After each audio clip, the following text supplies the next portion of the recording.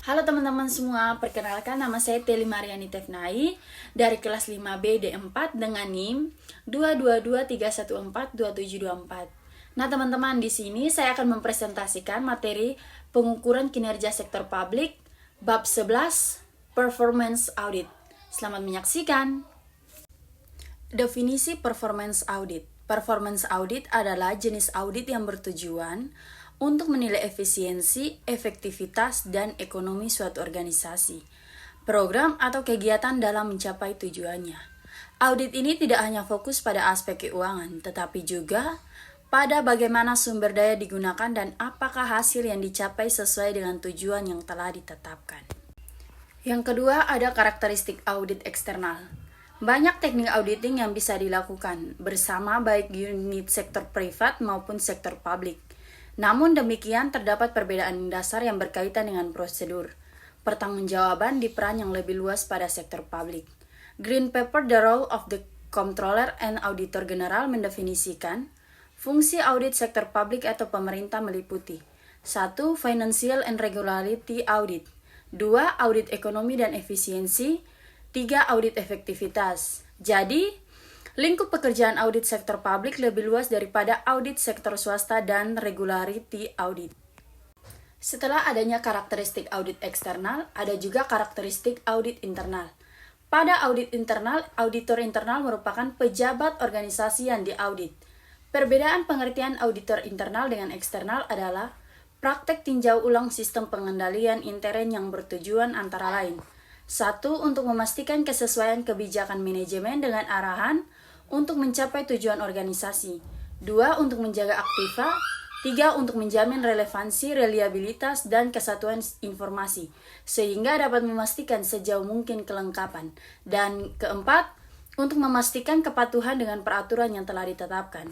Yang kelima, Auditing Practice Board menyatakan bahwa otonomi dan tujuan audit internal tidak akan independen seperti yang dilakukan auditor eksternal ketika memberikan opini terhadap laporan keuangan.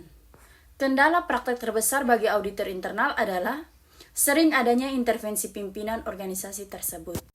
Yang berikutnya ada Value for Money Audit, Economic, Efficiency, and Effectiveness Audit. Kinerja suatu organisasi dinilai baik jika organisasi yang bersangkutan mampu melaksanakan tugas-tugas dalam rangka mencapai tujuan yang telah ditetapkan pada standar yang tinggi dengan biaya yang rendah. Secara teknis, kinerja yang baik bagi suatu organisasi dicapai ketika administrasi dan penyediaan jasa oleh organisasi yang bersangkutan dilakukan pada tingkat yang ekonomis, efisiensi, dan efektif. Audit kinerja atau value for money, audit meliputi audit ekonomi, efisiensi, dan efektivitas. Salah satu hal yang membedakan VFM audit dengan konvensional audit adalah dalam hal laporan auditnya. Yang berikutnya ada penguatan fungsi dan peran auditing sektor publik. Auditing sektor publik merupakan tahap menengah dari proses akuntabilitas publik yang sangat penting keberadaannya. Dalam proses pelaporan keuangan, sebelum laporan disampaikan kepada konstituensinya, terlebih dahulu perlu diaudit oleh auditor independen. Fungsi auditor independen itu adalah untuk memberikan jaminan bahwa laporan yang disajikan oleh pemerintah adalah wajar dan sesuai dengan standar yang telah ditetapkan.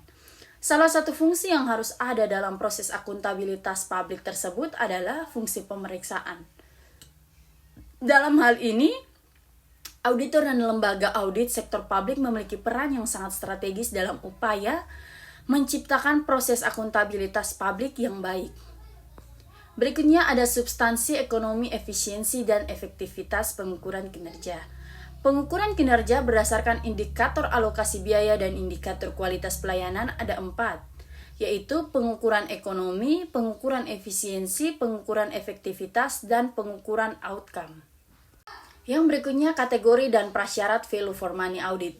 Yang pertama, kategori kegiatan value for money audit secara umum mempunyai 3 kategori kegiatan, yaitu by product VFM work, and arrangement review, dan yang ketiga performance review. Yang kedua, prasyarat value for money audit. Untuk melaksanakan proses audit kinerja pada organisasi sektor publik atau pemerintah, diperlukan beberapa persyaratan. Prasyarat-prasyarat yang harus dipenuhi dalam audit kinerja adalah yang berikut. 1. Auditor atau orang atau lembaga yang melakukan audit.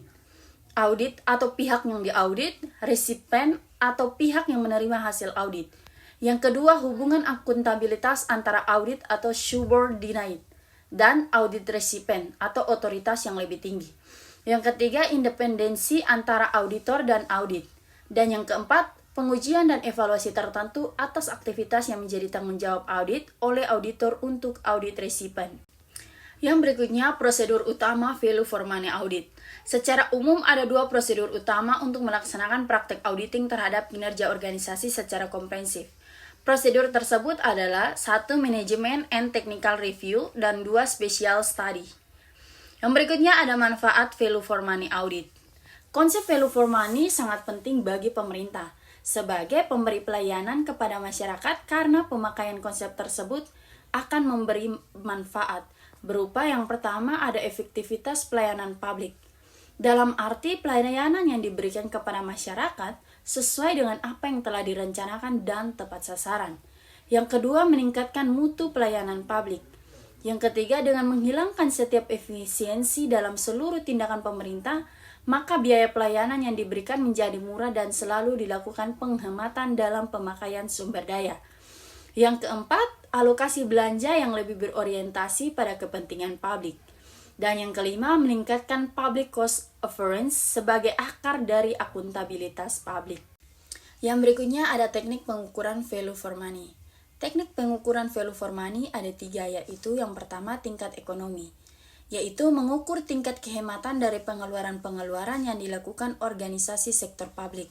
Rumusnya realisasi pengeluaran dibagi anggaran pengeluaran dikali 100%.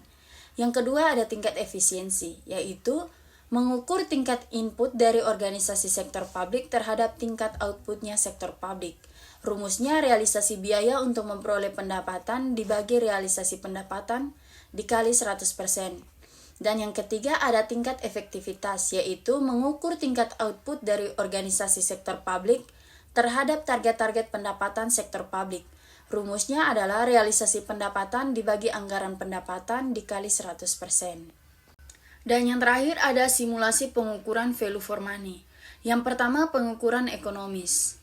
Ekonomis atau kehematan sebagai tingkat biaya yang dikeluarkan untuk melaksanakan suatu kegiatan atau memperoleh sesuatu.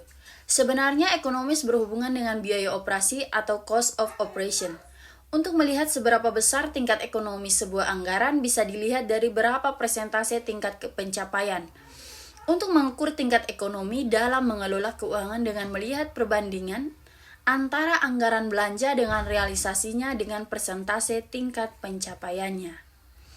Yang kedua ada pengukuran efisiensi. Efisiensi atau daya guna. Berhubungan dengan metode operasi atau method operation, proses kegiatan operasional dapat dikatakan efisien apabila suatu produk atau hasil karya tertentu mempergunakan sumber daya dan dana yang serendah-rendahnya. Efisiensi merupakan perbandingan antara output dengan input untuk mengukur tingkat efisiensi dalam mengelola keuangan dengan melihat perbandingan antara realisasi anggaran pendapatan dengan realisasi anggaran belanja. Output merupakan realisasi biaya untuk memperoleh penerimaan daerah. Dan input merupakan realisasi dari penerimaan daerah. Yang ketiga ada pengukuran efektivitas. Efektivitas atau hasil guna adalah ukuran keberhasilan suatu organisasi dalam usaha mencapai tujuan organisasi yang telah ditetapkan. Efektivitas merupakan perbandingan outcome dan output. Outcome merupakan dampak suatu program atau kegiatan terhadap masyarakat. Sedangkan output merupakan hasil yang dicapai dari suatu program, aktivitas, dan kebijakan. Untuk mengukur tingkat efektivitas dalam pengelolaan keuangan dengan melihat perbandingan anggaran pendapatan dengan realisasinya dan persentase tingkat pencapaiannya.